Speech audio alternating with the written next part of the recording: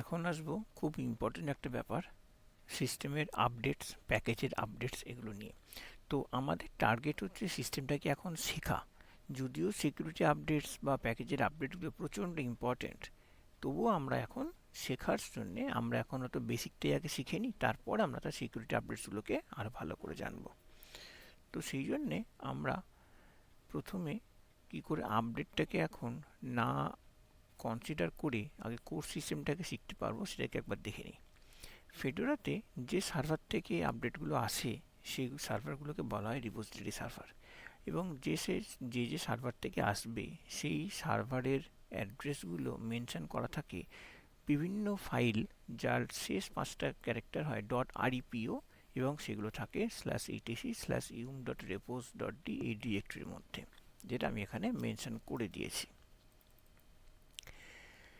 অনেকে এখানে বলে দিই এই .repoকে ফাইলের এক্সটেনশন বলে থাকে, তাদেরকে পরিষ্কার বলে দিই এক্সটেনশন পার্টটা লিনাক্সের জন্য অন্তত বলা উচিত নয়, কারণ লিনাক্সে dot is just a character, একটা ফাইলের নামের মধ্যেই পড়ে। এটা কোনো ফাইল আর তার এক্সটেনশনের মধ্যে কোনো সেপারেটর নয়, লাইক আদার অপারেটিং সিস্টেমস। যদিও আমরা তাদেরকে অপারেটিং সিস্টেম বলবো কিনা সেটাও একটা বড় ব্যাপার। যাই হোক, তো সেই জন্য আমরা এখানে বলি and files ending with .repo। এবারে এই যে রিপোজিটরি সার্ভারগুলো মেনশন করা থাকে রিপো ফাইলের মধ্যে, সেই ফাইলগুলো খুব ইজি আন্ডারস্ট্যান্ডিং ল্যাঙ্গুয়েজে লেখা থাকে, এবং এক একটা ফাইলে প্রত্যেকটা ইউআরএলকে বিভিন্ন ব্লক হিসেবে করা থাকে, এবং একটা রেপো ফাইলের মধ্যে সিঙ্গেল ব্লক বা মাল্টিপল ব্লক থাকতে পারে। তো আমি এই রেপো ফাইলে খুব পরে আবার খুব ছোট করে বলে দেবো কতটা ইজি করা যায় সেটা।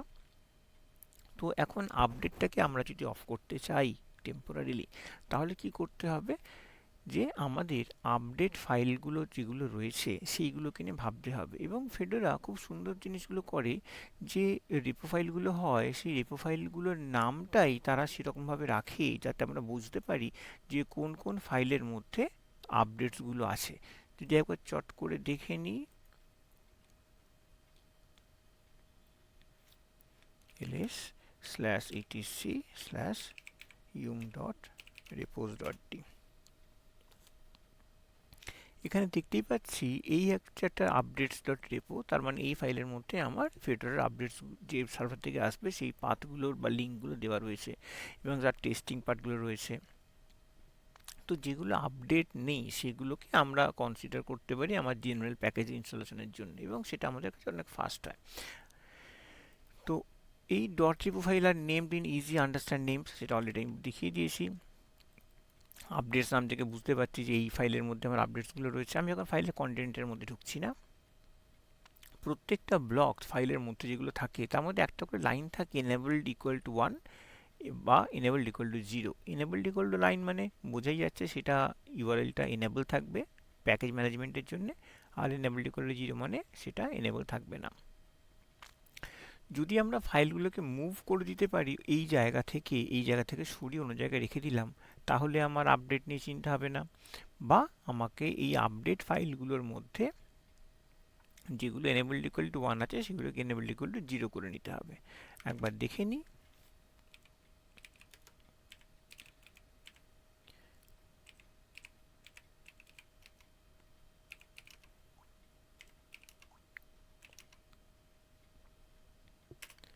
একবার ক্যাট করে দেখলাম, এখানে দেখতে পাচ্ছি এনেবলড ইকুয়াল টু 0 রয়েছে, এই লাইনটাতে এনেবলড ইকুয়াল টু 0 রয়েছে, তার উপরে লাইনে এনেবলড ইকুয়াল টু 0 রয়েছে। আমি ডিটেলসে ঢুকছি না, কিন্তু এখানে এনেবলড ইকুয়াল টু 1 রয়েছে। তো আমি এখানে এই লাইনটা আমি কমেন্টটা দিয়েছিলাম, তারপর দেখতে হচ্ছে একটা এনেবলড ইকুয়াল টু 1 রয়েছে। তার মানে আমরা এই ফাইলটাকে আমরা অন্য জায়গায় সরিয়ে দিতে পারি, একটা ডিরেক্টরি বানাতে পারি। আমি এখন ডলার প্রম্পটে রয়েছি, সুতরাং আমাকে সুপার ইউজার মোডে যেতে হবে। এটা অলরেডি আমি আগে বলেছি যে সুপার ইউজারে কীভাবে যাওয়াটা আমাদের কাছে বেটার। আমি সুপার ইউজারের পাসওয়ার্ড সেট করলে বেস্ট অপশন হচ্ছে আমার এই হাইফেন করে চলে যাওয়া। তো আমরা একটা ডিরেক্টরি করে নিতে পারি।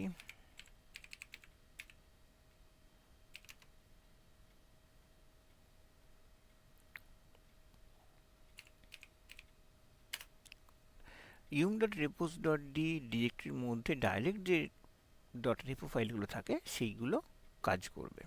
তো আমি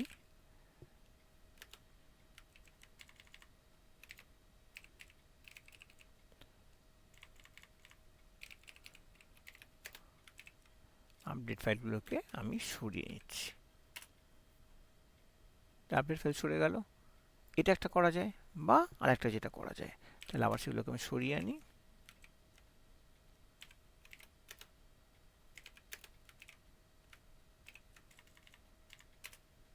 আবার আমি ফেরত নিয়ে চলে এলাম।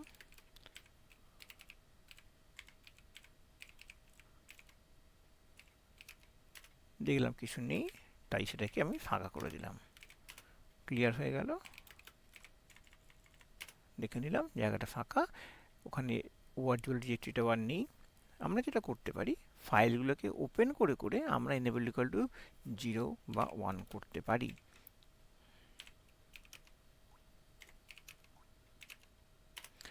এবারে এই ফাইলটা ওপেন করলাম, এখানে গিয়ে আমরা 0 করছি, এরকম করে আমরা করতে পারি। এটা না করে আমি সেভ না করে বেরিয়ে আসছি। আর একটা খুব সুন্দর টুল রয়েছে sed। sed search for ENABLED equal to 1 replace with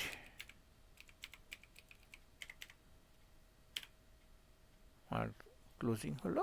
এবং যেহেতু একটা লাইনে একবারের বেশি থাকে না, তাই এখানে আমাদের গ্লোবাল অপশন দিতেও পারি, আমরা নাও দিতে পারি। কোন ফাইলে? etc.tribush.d star fedora star update star। কিন্তু এটা যদি আমরা এন্টার দিই, ও কনভার্সনটা করে স্ক্রিনে দেখাচ্ছে, ও কিন্তু ফাইলে মডিফাই করেনি। কমান্ড দিলাম, আমি এইখানে কমান্ডটা দিয়েছি এবং দেখতে পাচ্ছি এখানে ইকুয়াল টু 0 হয়ে গেছে। আমরা এটাকে যদি একবারে ফাইলে চেঞ্জ করে নিতে চাই, তাহলে এখানে একটা দিয়ে দেবো -i। এই -iটা ও ইনলাইন মডিফাই করে দেবে।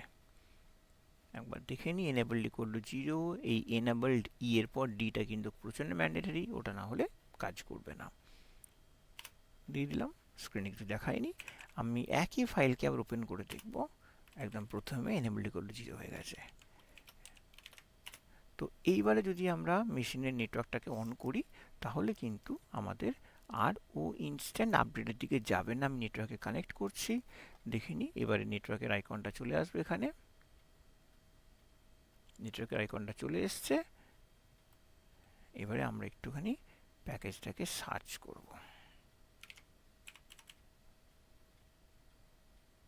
একটু স্ক্রিনটাকে বড় করে নিচ্ছি। DNF বা ইউম দুটোই দেওয়া যায়, YUM, DNF রেপো লিস্ট দেখিয়ে দিল। এখন একটু ডিটেলসে দেখতে চাই, DNF রেপো ইনফো।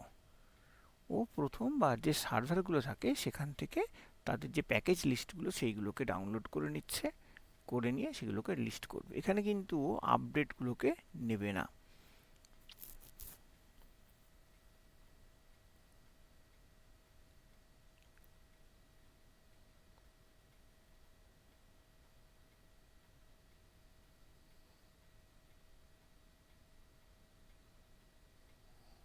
দেখিয়ে দিয়েছে কতটা কি ফাইল, কতগুলো ফাইল রয়েছে, তাদের কত প্যাকেজ রয়েছে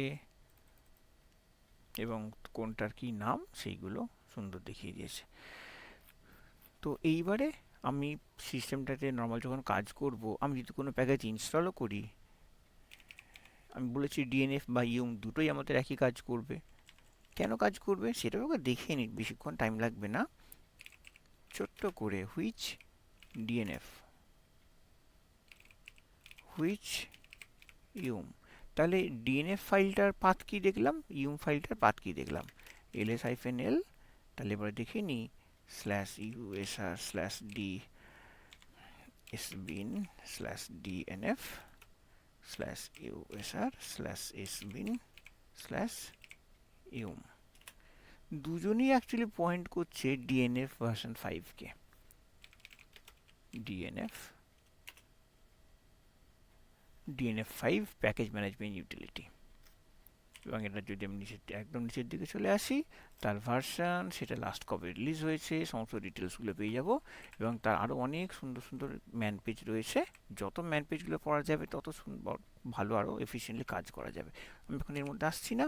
তাহলে আমার মেশিনে এখন প্যাকেজের যে আপডেটটাকে, সেটাকে আমি টেম্পোরারি ডিসেবল করেছি, কারণ আমি কোর সিস্টেমটাকে আগে জেনে নিই। তারপর যখন আমি কোর সিস্টেমটাকে আমি এফিসিয়েন্ট হয়ে যাব, তখন আমি চট করে তাদের যে প্রত্যেকটা প্যাকেজের অ্যাডিশনাল সিকিউরিটি, সেগুলোকে খুব ফাস্ট আমরা নিতে পারবো।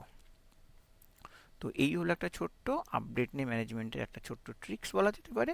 এটা করে অন্তত আমরা সবাইকে কাজ করার জন্য বলি আগে কোর পার্টটা শিখে নিতে, তাহলে খুব ফাস্ট আমরা আপডেট বা পরের আরও সিস্টেমগুলোকে ভালো করে নিতে পারবো। তো এই হলো পার্ট আজকের জন্যে।